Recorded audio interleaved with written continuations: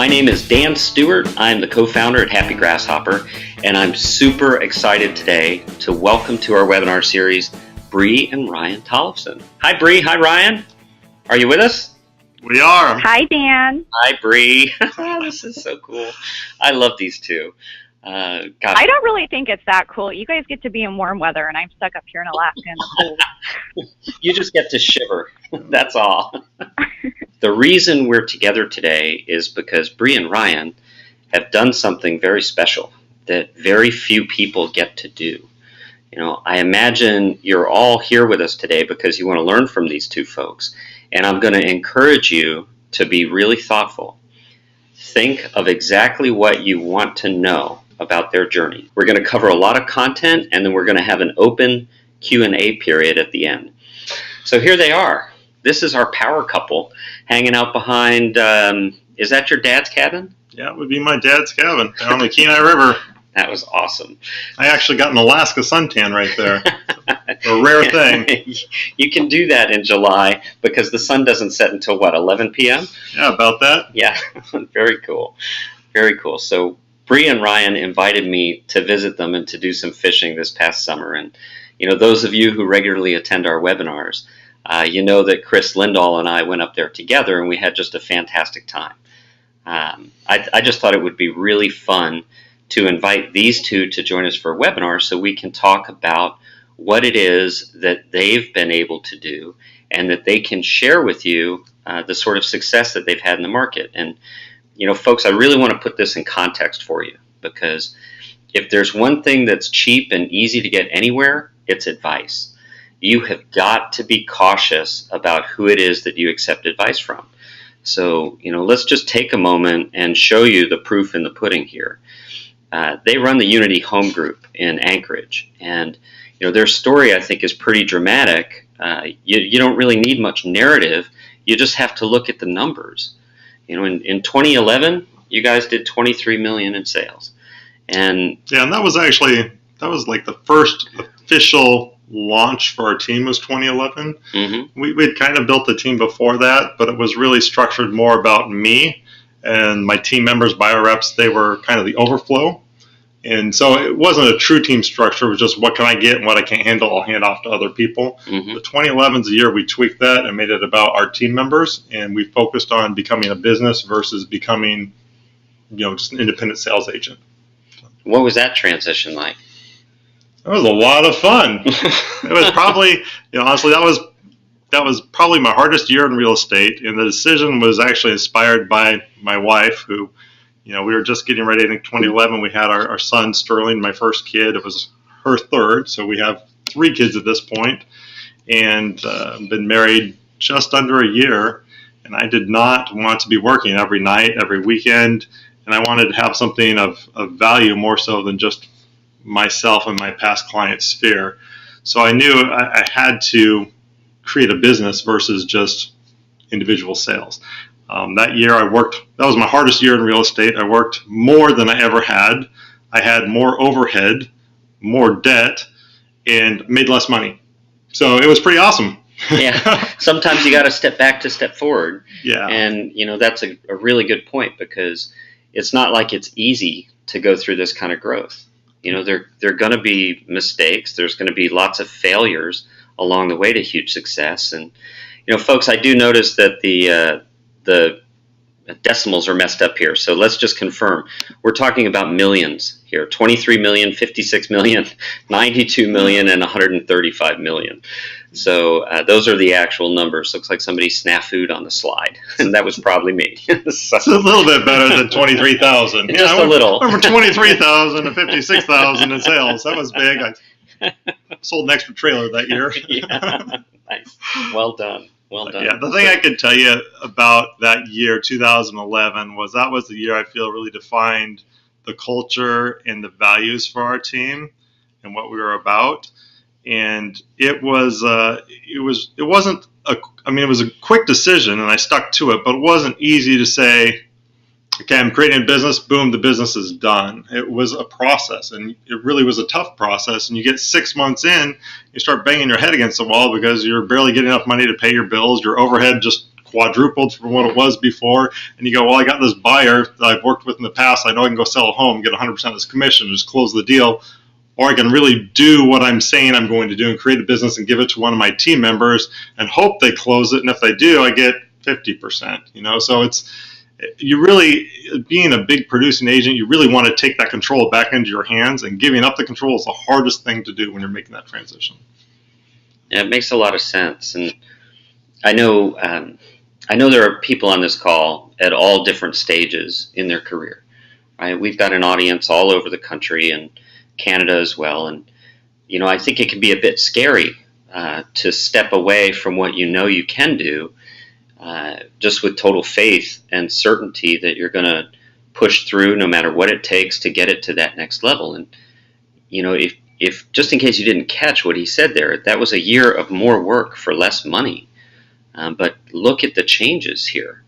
Look at the growth in revenue, the growth in sales, by being able to build a team and make that team really focus on achieving a larger goal. Yeah, and through the process, you look at it, I've been through pretty much every stage there is in real estate, from I'm killing it on my own to I'm just starting on my own. I have more debt than I can imagine, and I'm questioning why I even got into business in the first place. Mm-hmm. And when I actually focused on my team, decided to do that, I was telling Dan this during this trip, I actually went to our local college and took all my aptitude tests and registered for school, and I was going to go back to school to be an engineer.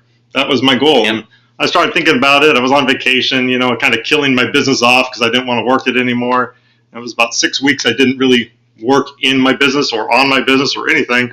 I thought, I go to school for 4 years and get a job paying what I'm already making, but work for someone else, have set hours. I'm like, what am I doing? I just got to find the excitement again for real estate, for my business, my career, and figure out what path I want to go on and kind of why I want to do that. What direction and what's my driving force behind it. So there was some other transitions that we talked about as well. And prior to 2011, you had been with a new construction. Well, actually, I started real estate 2001. I think I got my license in 2002. I started. My wife corrects me on that. 2001, got my license. Started in the end of 2001, beginning of 2002, selling new construction in Las Vegas. And I was a temporary agent in the sales office for a national builder, and ended up doing a good job in the office and got to stay in the office full time. And I just wasn't happy in Las Vegas, but I had a good job. They brought me all the people. It was more order taking. It wasn't really sales. Mm-hmm. But I missed my family, so I moved back to Alaska. And I worked there for about 4 months. I didn't even sell a house in that 4 months. It was completely a different concept being in general real estate than, new construction, where they're bringing everyone to you, paying for your office, paying for your license, all that good stuff. And, I didn't like it. I wasn't happy. I liked Alaska. I didn't like real estate. I was talking to a friend down there, and he knew the sales manager. She called me up, knew I didn't like it, and offered me a promotion to come back down to Las Vegas to sell more homes. So I sold the house I just bought in Alaska, moved back to Vegas, did that. I knew it. I was comfortable. I did that for about 8 months and decided, I'm making good money. I've got a good career, but I'm not happy where I'm living. I just need to go back to Alaska. I need to figure out how to make this work there. Other people are doing it. I can figure it out. I went back and I pretended like I was the biggest agent in town right away. I did open houses every weekend. I had no listings, so they're other people's homes. Mm-hmm. I took out full-page ads and publications, newspaper ads. I pretended I was someone. I didn't even have a listing. I was going around the office trying to find other people who would let me list their properties or host their open houses. And literally, I think by the time I got my first check, it was month 3 of me really going after it, and I was over $30,000 in the hole. I think my check was something like $4,000. And so I'm like, well, this isn't working real well. Going in the wrong direction. Yeah, but by month 5, I became number 2 at that brokerage for the month in gross commission earned. So it took a little while, but putting the work in and just having the attitude, I'm not going to fail. I'm going to make this work, because if it doesn't work, I have to go work for someone else. Yeah. It pays off, but you have to be consistent and you have to be determined and you have to stick with it. Mm-hmm. Believe in yourself. You got to do it. You got to see it through. Now, Bree, when did you and Ryan start working together? Was it before or after you were married? It was before. We actually met in real estate. I completely picked him up. Probably, it was 2010. Late 2009, I would say, and it was at the last brokerage that we were at. I was a newer agent there and saw potential in him. And then from there, we kind of teamed up. He had me in the role of being his assistant, which is just not good for my mentality. For anybody that knows the DISC test, I'm an ID. Yeah, so I have some control issues there. But yeah, I would say it was late 2009, and that's how we met. So, and we've been working together ever since. We haven't killed each other yet, so it's been good. It's a good sign. Now, you guys joined Keller Williams in 2011, is that right? Correct. And, I want to just take a moment there because I know a lot of our audience today are also Keller Williams agents. So, clearly there was a lot of training and cultural elements that were available to you through Keller Williams. How helpful do you think that's been in your growth story? That's been huge. And actually, if you look at this slide that's up right now, the mission statement for our team, disrupt tradition to empower consumers, that came partly from our transition to Keller Williams. I mean, that was kind of why we transitioned to Keller Williams. We were at a more traditional style brokerage. I'd been there for 9 years or whatever. And I was happy for the most part, but I wanted to build this business, build this team. I really believed in what I was doing. I committed like roughly $100,000 that year into internet. So we built out a full custom website. At that time, there was no website in my market where you could search by neighborhood, no website with map search capabilities. I mean, these were all new ideas back then. And I went ahead and invested the money, created this great tool to capture leads, and it was better than our MLS for searching. So we really empowered the consumer. We gave them a lot of value to work with us. And our brokerage, I think, frankly, was a little threatened by what we were doing. We were trying to build a team, control all the leads, build this massive presence. And I think they were afraid that we were looking to take over their model, which really I was just trying to complement it. We had a few meetings with them. They didn't see eye to eye with the direction I was going. I went to Keller Williams and I talked to Jennifer Toomer, who actually was our team leader at that time, great lady. And I asked her all these questions and everything was like, yeah, we'll let you do that. Yeah, we support you. Yeah, whatever you want to do. It's your business and we'll help with the training. We'll help you find the people. I'm like, perfect. This is just a fit. So we didn't even have office space when we went over there. We worked in the construction area. There was no internet. We had to have like 2 repeaters set up in the building to even get access to our emails. I mean, it wasn't an ideal move, but the business decision was right.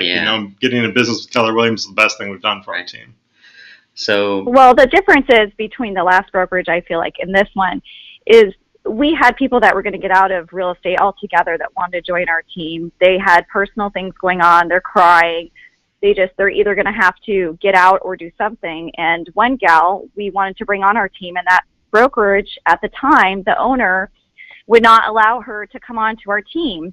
And I tried to explain to her, either let her come on or she's leaving altogether. You're not going to get a dime out of her. All she cared about was herself at that brokerage and not being growth-minded. So I feel like when we came to KW and we had that support and we had the support for the individuals, which is the most important thing, and people need to feel that, I feel like that's when your business will grow, when you have that type of support.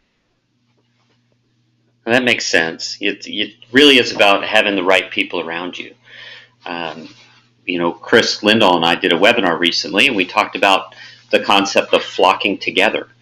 I think it's really, really important for you to surround yourselves with people that you can learn from and that can challenge you to grow and become a better version of your current self. So I know that one of the people who's done that for you has been Gary Keller. I hear you guys are on stage together at Mega Camp back in, September, right? Yeah. And I remember this because we had dinner together, I think, the night before this happened. And I know there was a lot of preparation that went into this. But, I mean, think about that. Wherever you are in your experience today, whatever your production has been, just 4 or 5 years of dedicated focus and, anything is possible. Your performance as a team has just been spectacular, guys. Really super, super impressive. I want to dig in a little bit to what it is that you've done in terms of some of the granular things, right? The blocking and tackling that has taken you on this journey. So, we're going to talk a bit today about leveraging systems and the marketing processes that you've used. And in discussing this, Ryan, you brought up a point that I thought was really cool. Before you're out buying, a shiny object, right? Before you're investing in this or that or the other thing, you've really got to start here, right? Correct.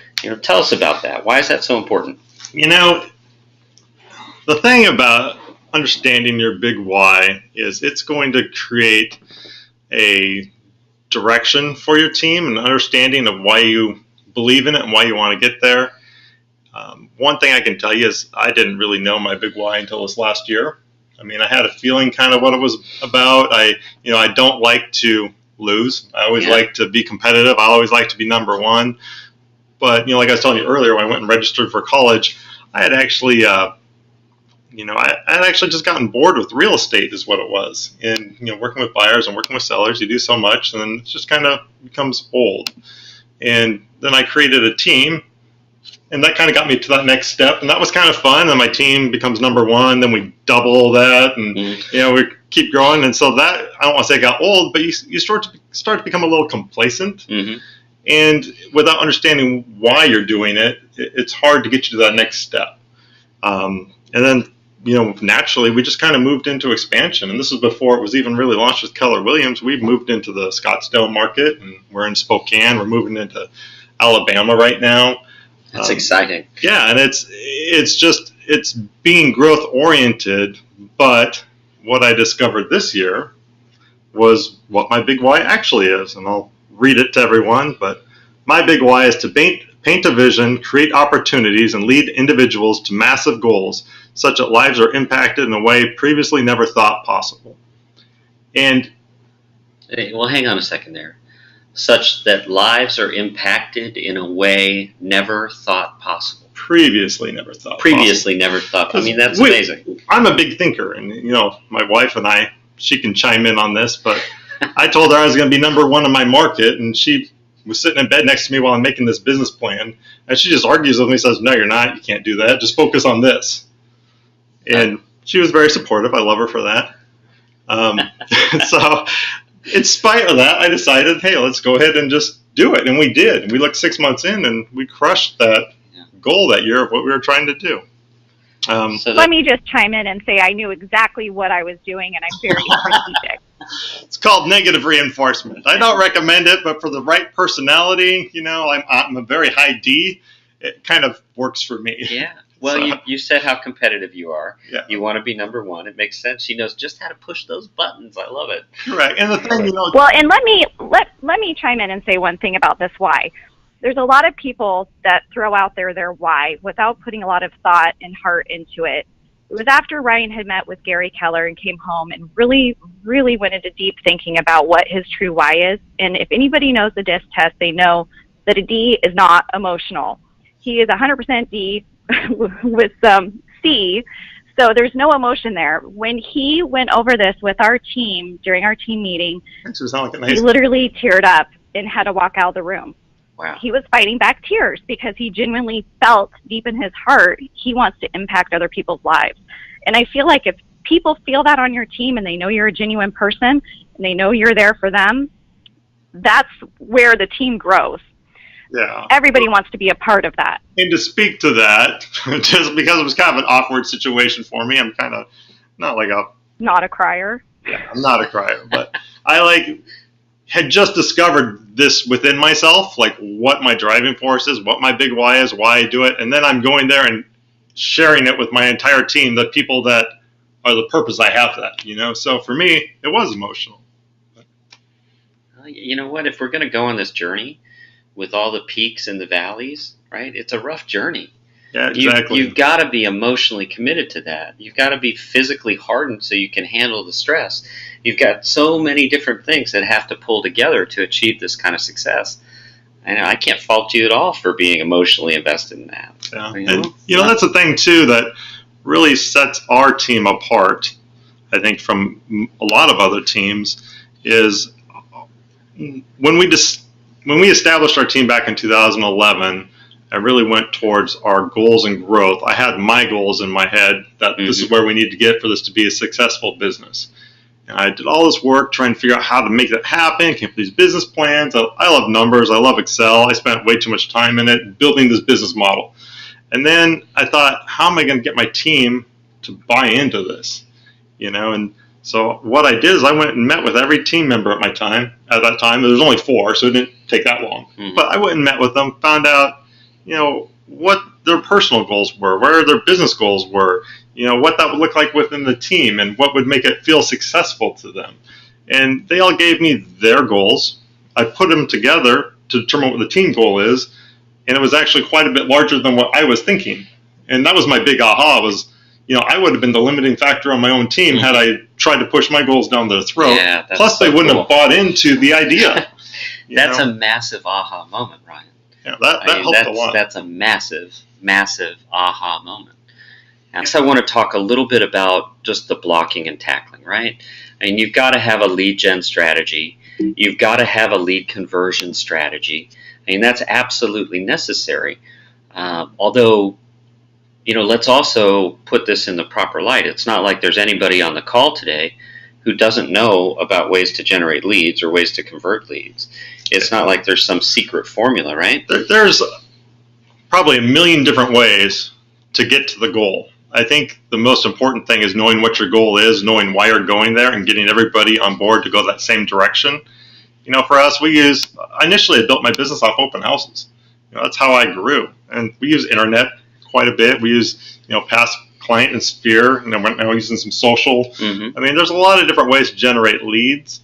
It's just, I think people sometimes focus too much on creating systems, creating leads, trying to create their business model, and they don't do the business. Right. I think being purposeful, time blocking, being accountable is the key, and it's going to be messy. It's going to be sloppy. Mm-hmm. We've changed our system a number of times. We've changed our structure a number of times. Right. If you look at my structure now, it's a little out of spec, and people may say I'm doing it wrong, but we're doing it at a high level, and that one proves to me their system's better. Well, once you get enough momentum built up, once you've got that momentum in the market, your snowball is big enough. It keeps, and in Anchorage, I imagine it's a huge snowball, right? It keeps rolling over. It's kind of self-perpetuating, so you can do some things wrong and still continue to have growth year over year. Yeah, I think the accountability is key. Accountability and purpose. I know other people have gotten the same system as me, and they've done absolutely nothing with it. Mm-hmm. So you got to have some sort of system. But it's what you do with it. You can have a Ferrari, but if you park it in the garage and no one sees it, what good is it? You can have a Pinto and be running the streets, racing everyone you see. You're probably going to get further. So, yeah. Well, that makes a lot of sense. Now, a couple of these things you've mentioned already. Time blocking, being purposeful, right? You can't just have the idea. You can't just make the plan. You've got to execute the freaking plan. And to get that to happen, you've got to be really deliberate with your time. Correct. I want to know, Bree, Ryan, I want to know what your schedules were like back in 2011 and what they're like today. How have the demands on your time changed over the years? Well, I can tell you when I first met Ryan, he didn't have a single weekend off, ever. He loved fishing. He never got to go fishing. As soon as he stepped away and was able to grow the team, all of a sudden he was enjoying family time and fishing. It's definitely freed up time when we're away and traveling. There's people here to kind of help run the show. But it really does all start with, the lead and the systems. You could have any personality and any type of person on your team, but if you don't have those two things along with accountability, what's the point? Mm-hmm. Yeah, and one thing that's interesting to see in this growth process is when you go from being, a single agent, you're doing a lot of stuff yourself. You may have an admin or may have, a showing assistant or someone to help you, but still a lot of it's falling on your shoulders. And you go through that growth process and it hurts. It's going to strain you. It's going to stretch you. And then you get to the point where you kind of clear the hump and, the business is starting to take over. And at that point, that leverage it provides you actually starts to give you more free time, more than you thought you would have. And a lot of people, I think, start feeling that pain. They're like, I don't want to get any bigger. This is going to be more work than I'm willing to commit. Mm-hmm. And it's just getting over that hump and getting to that place where, I remember the first time I started taking weekends off, I only would take one day off because I felt bad taking Saturday and a Sunday off. So I would take Sunday off, and that would be my family day. And I would feel guilty in the morning when I got up knowing I'm not going to go into work or I'm not going to log into my computer and do something. And then I started thinking about a little differently, like I deserve my Sundays off, and then I thought it'd be great to have Saturdays too. Now I want all my nights off, But as you build, you're able to do those things. So I think the more successful you become, actually that leverage provides you a better lifestyle, a more balanced lifestyle. Yeah. Okay. I like that. Again, I want to just reiterate for the audience, there was a point where, you're doing $20+ million as a solo agent, you're making a great living, and you recognize that to have the time you wanted with your family, to be the kind of father and husband that you wanted to be, you had to be really deliberate and say, you know what, I'm willing to work much harder for a year to get some traction in building a team so that you can then, move into having the life that you have today. Yeah, it's dramatically different, isn't it? It is dramatically different. And the other thing I can tell you is my time that I spend working is more focused time now. Mm-hmm. Like I'm not stretching days out to, 10, 12-hour days of work.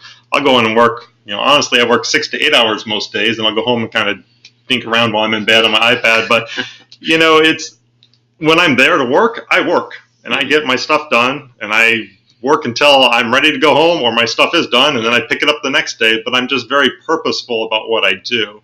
And with our team, we have all of our buyer reps and listing people. They have a time block they need to be meeting every day. We set that in the morning. It's usually between like 9 and 1 o'clock. Sometime in there, I ask them to have a 3-hour time block where they're in the office calling their leads, contacting people, setting up searches, following up with emails. Mm-hmm. But they need to be in there and purposeful during that time. And, we actually set accountability on that, where if they don't do that, they don't get leads that day. We'll give them to the people that are there working because they're going to be doing the work and calling the people and converting the business. So, I like it. Yeah, I like that. It starts by being real deliberate with your time, and then you've got to have that willingness to hold other people accountable for how they're investing their time. And because at the end of the day, isn't it about helping people along on their own journey? It is, and you have to lead by example. I've seen people try and create teams where they don't do anything and they just try and get everyone else to do all the work for them, and that's tough. I mean, it's hard for people to buy in, people to believe when you're telling them to do something, but you're not willing to sit down next to them and do it yourself at some point. Okay. Now, yeah, you can't overpromise and underdeliver. I've seen that time and time again with people joining our team that were on other teams. You have to have a value proposition. Yeah, that makes sense. Now, Bree, I wanted to ask you, there's, I'm sure, people listening in today that are also husband-wife teams, right? And, you know that for some people this is the best thing ever, and for others it's just an impossible challenge. What do you think it is that allows you guys to work together so successfully?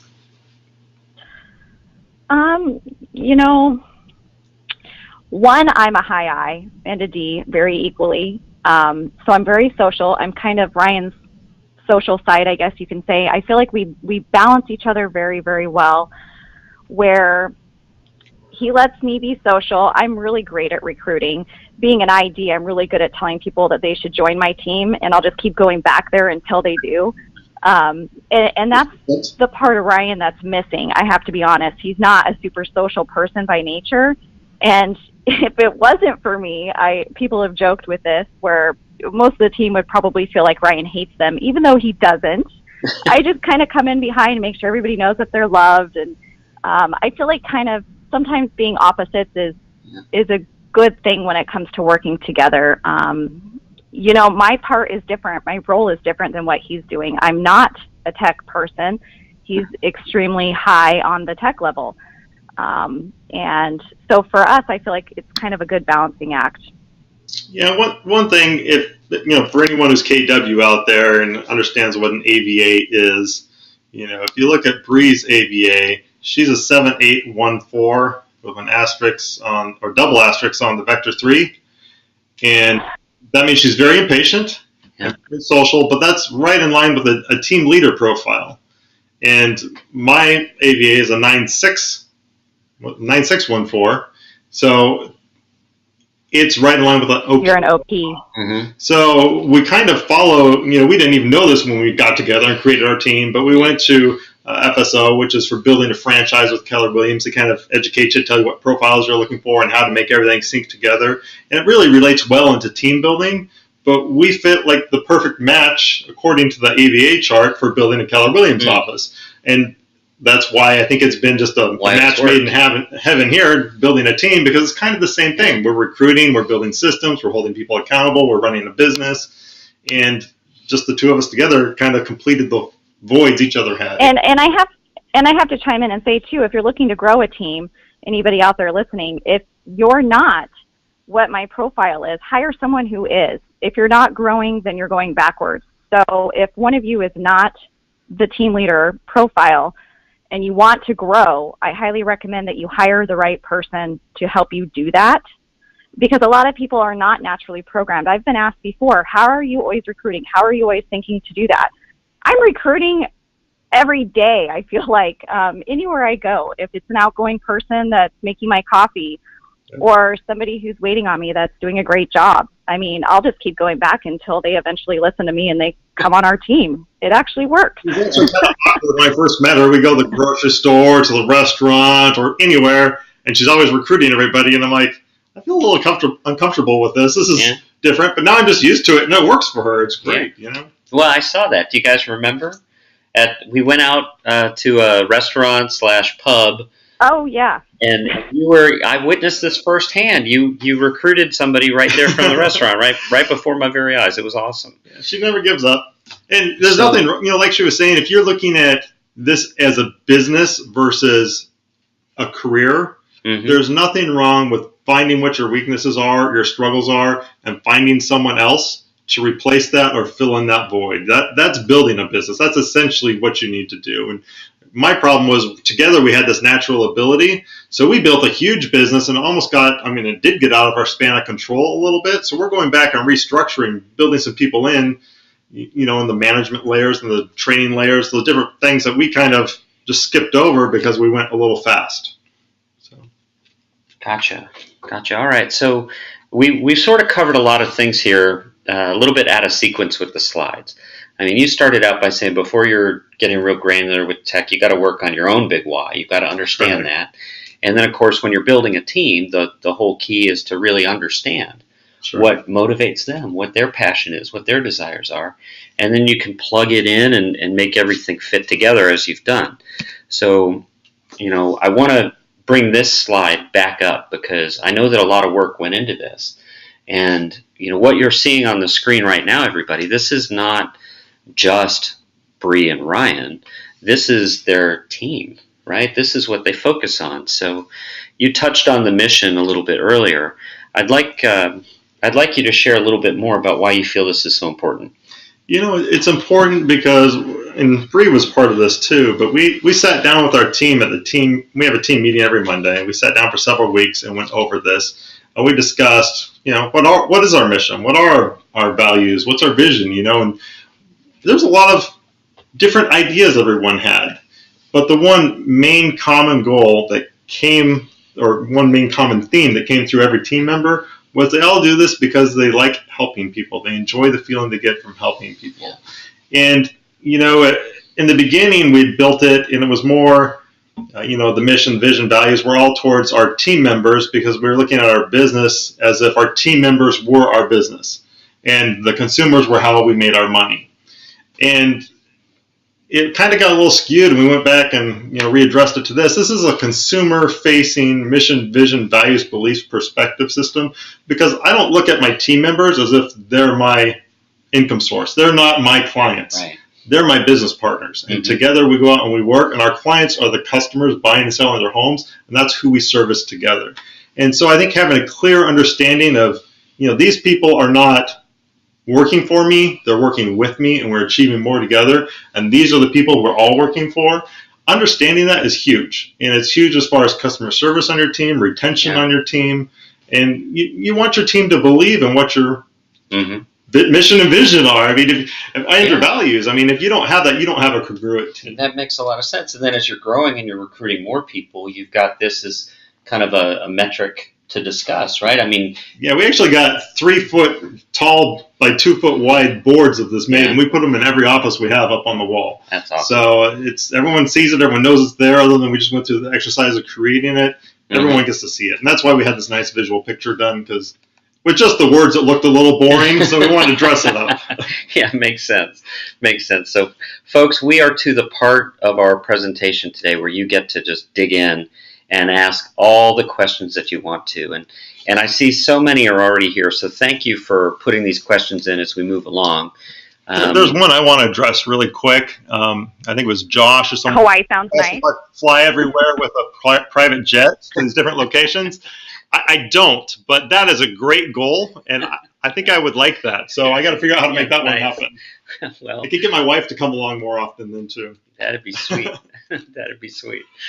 So let's see here. We've got a few questions around building a team.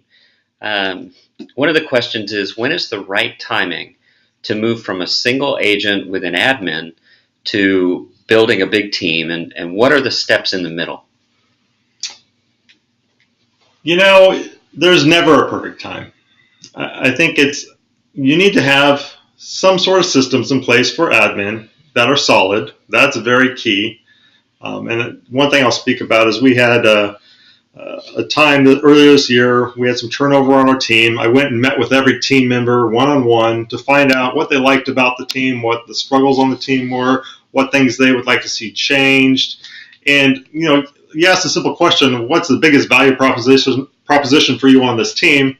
And I expect everyone to say leads, just like a lot of people in this are thinking leads are the key to building a team, blah, blah, blah. And that's where I spend the most money. So that's what I expect.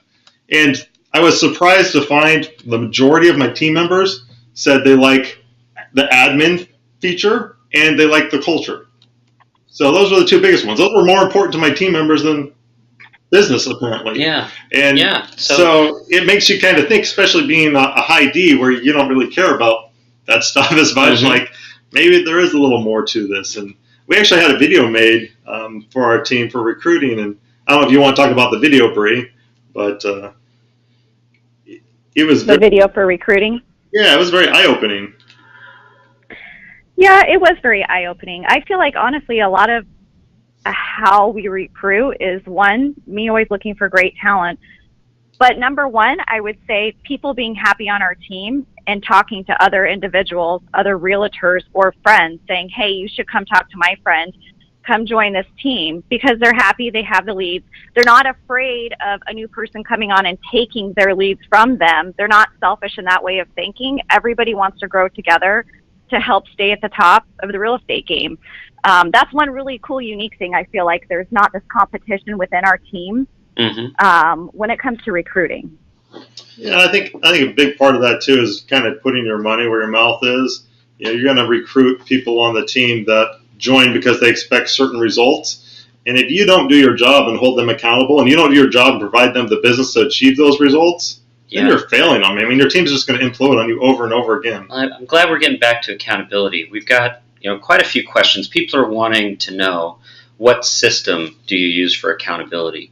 Is there a program you're subscribing to? There is no accountability program I've found yet. That's right. I think I should create one. But we do public shaming, where we put everything up on a board and everybody sees it. And if they're not hitting their contacts, they kind of are the loser for the week. So a lot of social accountability. Every week gets updated, how many contacts everyone made. Everyone knows their goals. Yeah. Everyone knows everyone else's goals and whether you're hitting them or not. And one thing we do on our team that's a little unique and I love is we track actions and activities. We do not track results. I care about the results from a business standpoint, but I don't want my team's focus to be the results, because it's really easy to go from being a rock star one month because you pended a lot to being a rock star the next month because you closed a lot, but you pended nothing, and then you fall flat on your face. Right. If you're constantly focused on the actions, the activities, and the pendings, but not the close, love it. I think it's constantly rewarding good results. So. Yeah, that makes a lot of sense. Now, some people are asking about the tech stack that you have in place, so let's just tick that off. I think it's pretty straightforward. I know that you've got more than one website, right? Got a few. Yeah, quite a few websites. So there's a major lead gen strategy that you guys have deployed. Correct. And of course, I know that you've got Happy Grasshopper. Yeah, Happy Grasshopper. What other pieces of technology do you have plugged in there that you feel are really critical for you? You know, honestly, I think you need a good lead gen platform. You need something that's on the public-facing side going to capture your leads. And then most of them do about the same thing on their CRM or back-end system. As far as managing the leads, the thing that's going to set you apart from everyone else is the activities and actions you take on those leads and the accountability. Most people, you can get them to make one call. If the person doesn't answer, they never call again. So hear that, audience. It's not the system you're buying. It's not the shiny object you're buying. It's what you're doing with it that makes all the difference. And, of course, Happy Grasshopper. Dan, that's why I love Dan. You know, the other thing is on the admin side. I always see people struggling with admin, trying to find how to build the correct system for their admin or what model to use. And, you know, I talk to agents that are doing like 200 transactions a year and they've got 5 admin to process all that. And I just like shake my head. We have 2 admin that run all of our files. 2 admin ran 544 files for us last year, and they had a lot of free time. You know, we could leverage them probably to 1,200 transactions a year, and they'd be doing great. And they do from contract to close. They aren't just turning in paperwork. Mm-hmm. They're taking paperwork. They're working with the title company, the lenders. They're setting the appointments for closing. They're, you know, ordering the septic inspections. They're doing all sorts of stuff. So, updating as-built. I mean, there's lots to do. We expect a lot, and they do a lot. Mm-hmm. We pay them well for it. I mean, you hire good talent there. That you don't ever try and go cheap or underpay someone in admin. Pay them what they're worth and get the best you can and hold them accountable to it. Yeah, there's some areas where you just can't afford to pinch pennies. No, exactly. That makes a lot of sense. I wanted to ask Dennis this question here. He's asking about when you were setting up your team. Did you first start by buying leads before that took place? And when you started, did you have to go into debt? Yes. You will go in, maybe debt, maybe not. If you have money on the side, you're going to have to spend some money. I shouldn't say you have to go into debt. I wouldn't recommend going into debt with pure faith this is going to work, because there are going to be struggles and issues. I don't want you to come back and say, dude, you told me to take out this loan. I got hosed. It's all your fault. So I would say you need to have some money on the sidelines, and you're going to have to invest some money to build your team. And you're going to have to, you know, have leads, have something of value to provide. Yeah, and that's very important. How many people are on your team today? We have 31 people on our team in Anchorage, 4 in Spokane, 2 in Alabama, and we are right now working on resetting our Scottsdale team. So if anybody out there is in Scottsdale and would like to contact me. Yes. We have lots of business and lots of systems. We just need the people. So. Yeah, I love it. So that was actually one thing. When I was at Mega Camp, Gary Keller said that made me feel a little better was, you know, I expanded to Scottsdale, and that was not for the who, that was for the what. I went there because I thought it was a great market to move into, and I didn't have the right person. And that's been an endless struggle for me in that Scottsdale market. And I keep banging my head against the wall. Spokane, we found the right person, and it just worked from like day one. Like the second month, we were profitable, and we've been profitable every month since. It's easy. So you have the right person, you can grow with that. Gotcha. So there's a follow-up question here from Chip. He wants to have an idea of what an admin should earn. Is that something you're comfortable sharing? Yeah, I mean, I don't mind. It depends on production. You know, and I try every position on my team, I try to make bonused or compensated around production. Because if our production goes down, I'm not on the hook for a lot. Mm-hmm. And if production goes up, they feel like they're getting something for working extra hard. You know, they don't feel like I'm now overloading them. They need more money. So compensation usually ends out somewhere between 70 to 100 grand for admin. You might go a little over that. Depending on their experience. One of our gals makes really decent money, and we kind of took her over from managing the last brokerage. So she had the experience there. Yeah. So it's, you know, you got to pay them what they're worth. If you try and hire someone for 30 grand a year, I mean, I don't know every market. It might work in the market where the average price is 100 grand because that's a lot of money, but you're going to get what you pay for. Just remember that. Be willing to maybe even overpay a little bit for the right person, but make sure they're the right person. Make sure you know what they can do, and then hold them accountable to that and pay them accordingly so they feel like they need to produce. Gotcha. Okay, so there's a question here from Jessica. Jessica, I saw this pop up a while ago, and I definitely wanted to get to it. So let's set the stage here. Jessica is the marketing director for her team. There are 6 of us on the team, and they're working on expansion. So she'd like some advice for marketing to establish, quick results in a new market. What do you do, guys, when you expand into a new market? How do you make sure that that market takes off successfully? There's a lot of social media. Yeah, social media is actually probably the most effective and least expensive way, I would say, to get going right away. You can do internet type stuff, but as anyone who's worked internet leads knows, those are probably some of the lowest quality leads you can get, and they take a lot of work to convert, and you're not going to get like an internet lead today, you're not going to sell today. We every month we have internet leads that are 4, 5, 6 years old that we're converting into sales finally. Yep. So if you go into a market and say, hey, I'm turning on the internet and I'm going to kill it, well, it's a process. It's not going to happen day one. There's got to be a ramp-up period. Yeah. Everyone new that comes on my team, we see it with them. Some of them will sell a home the first month or 2, but some it takes, 5, 6 months to start going.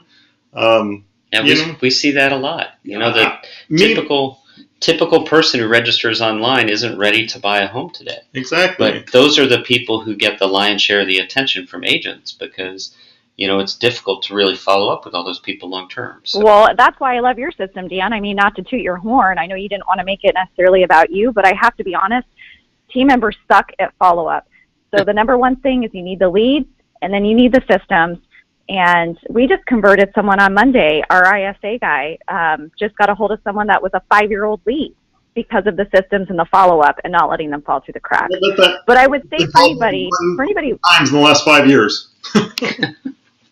For anybody looking to expand, I would also be networking with, Kristen Cole and the division for expansion. I think that's really important. If you're wanting to do that, go get educated and get the information. I feel like there's some people wanting to expand too soon, and it's probably not necessarily the right next step for certain teams, but it'll kind of help guide you if it is the right next step for you by going to some of that stuff. And they did create that Explore group, which actually, when I first signed up, there wasn't much in there.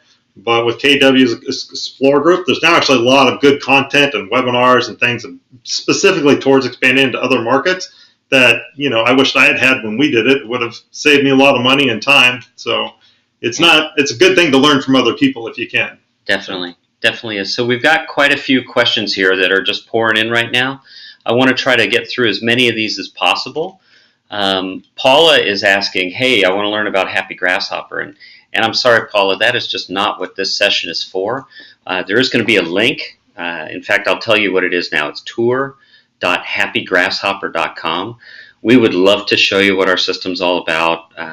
I really like to focus on delivering as much value as possible in our webinars without delivering a big sales pitch for our services. So we'll take great care of you when you're ready. Now, the other part of your question is she wants to clarify that you guys just have 2 admins. Is that right? That's correct. Correct. 2 admins. Correct. We actually manage all of our teams. Yeah, that's wonderful. So your hub is in Anchorage, and those admins are both in Anchorage. Is correct. That right? And so all the leads that are generated from all the different markets are processed there. Correct. They're handling all of your transaction needs, right? All the paperwork that has to happen. Yep. So, is there anything else there that you really feel is critical that they're doing? Yes, I will share with you right now our top secret systems for admin. It's called Excel and Outlook. So, I know a lot of people want to make it more difficult than that, but that's all we use, and it's great for us. So. Yeah. There's a bunch of questions here. What is the CRM, right? They want to know what brand system you're using, who your website provider is. They want to know all of these things. Well, you started this seminar saying we were at what? Well, that's true. So we are here in Austin for the Real Estate Webmasters Summit, and I know that you guys have a few sites with Real Estate Webmasters. They are one of the premier providers. We have a ton of clients that use their services, and I generally hear just extraordinarily positive things about them. That said, we have a number of clients using lots of other systems too. Yeah. The theme that we've been banging on here is that to some extent, you can't just put it all in the hands of a provider. you've got to recognize that, like you just mentioned Excel and Outlook. Yep. You can have a shoebox or a Rolodex with a bunch of contact information in it. If you're using that system, you can have great results with it. The main thing you've got to do is take action. You've got to do it. No one can do it for you. So let's dive into some more questions here. Do your admins also do transaction coordination? Let's clarify that. They do it all. They do it. They do it all, and I will say make sure you hire. It's got to be a key hire. You need to hire a C mentality if you know the DISC test. If you don't, read about the DISC test. These women stay late when they need to get work done. We don't ever have to ask them to. I haven't had one single complaint in the handful of years they've worked with us because they hold themselves accountable. So make sure you hire right from the beginning when you're looking for a good admin. Got it. That makes sense. Chris Lindahl, the answer is me. No, it's me, Chris. I'm the one. It's me. He's asking who's going to catch the biggest fish next year. I'm pretty sure that'll be Bree's dad. He caught the biggest one last year. Yeah. So. That was her grandpa. It'll be my 5-year-old. Yeah. Right. Like 81, he outfished us. He did. He did. So gosh, there's so many questions in here still. The other thing I say about admin is one way to tell if you hire the right person or not. It's really easy. I had an admin. I've had several admin throughout the years. And the first few, I always had to tell them what to do and be on them and follow up, make sure they did this, tell them I have a closing coming, see if they could, get this all taken care of before I go to closing tomorrow because it's important. And that's really annoying, especially when you get bigger. And my admin now, they came in and I started showing her the systems and she learned from my other admin. And she was following my systems because that's what I had set up, but she didn't like them. She wanted to change them. She went ahead and did change them. Mm-hmm. And I don't even know how they work anymore, but they're a lot more efficient. They work better. She's completely taken over that department, and it's a killer admin team now, But if I had made them do it my way, she probably would have got frustrated and left. Yeah. It would have failed. See, that I love to hear because none of us can be responsible for having all the good ideas. We just can't. Exactly. And if you hire talent, you will get great results. If you hire the wrong person, you're just going to hire someone else 6 months later. Yeah, I get asked, how do you do it? What is the thing you focus on the most that makes your company successful? And it's not a product, it's not a system. For me, it's about creating a culture that attracts really talented people and then empowers them to do the best possible work. Yeah. At the end of the day, I think that's the focus, that if I focus on that, it will have the biggest dividends for me. Yeah, that's one thing actually that we love about Keller Williams since we came over. It was they have these systems, they have this training. You can go to recruit, select, action, train, lead, motivate. It tells you how to hire people. It tells you how to train them and motivate them. It gives you systems for them to use. And even if you're not KW, you can go to those classes. They will let you. They will teach you everything. You don't have to join. You can just learn from them.